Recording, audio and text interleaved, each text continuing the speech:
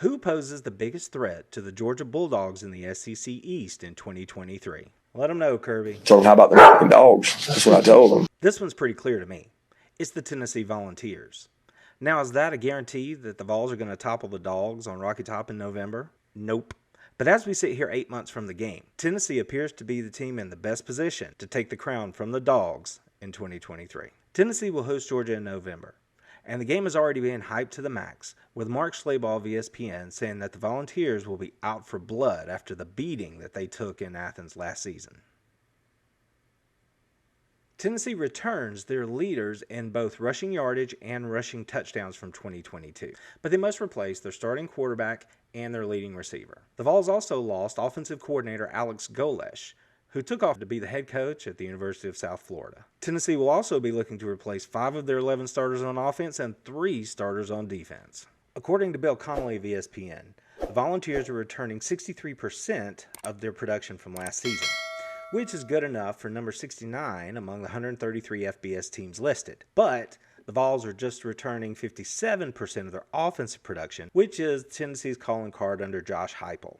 And that's good enough for 96th among the 133 teams. FanDuel puts the Vols over-under win total for 2023 at 8.5 games. Now, I can see how that could happen if things went completely off the rails on Rocky Top, but I don't really expect it to.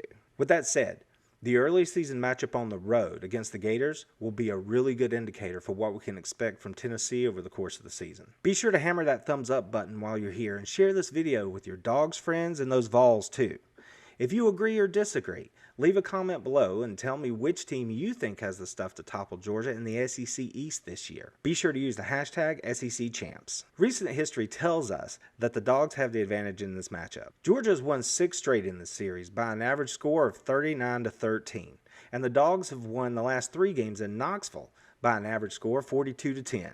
Most casual fans get it twisted when you're talking about Tennessee. They think about the flash of the passing game, and sure, that gets all the attention. But the Vols are a run-first football team. Everything they do is predicated on their ability to run the ball effectively. If they can't do that, they quickly become one-dimensional, and that's never good. And they're not the same team. So will they be able to run the ball against Georgia?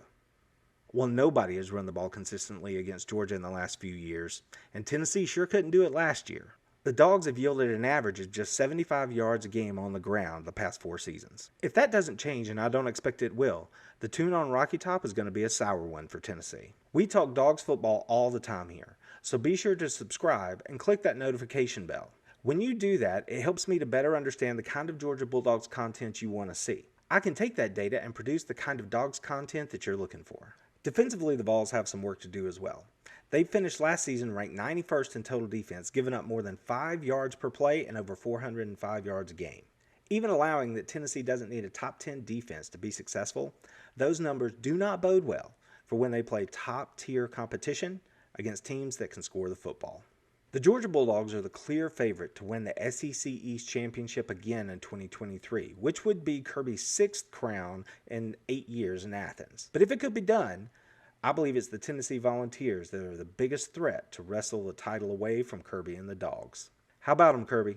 We will not be hunted at the University of Georgia. I can promise you that.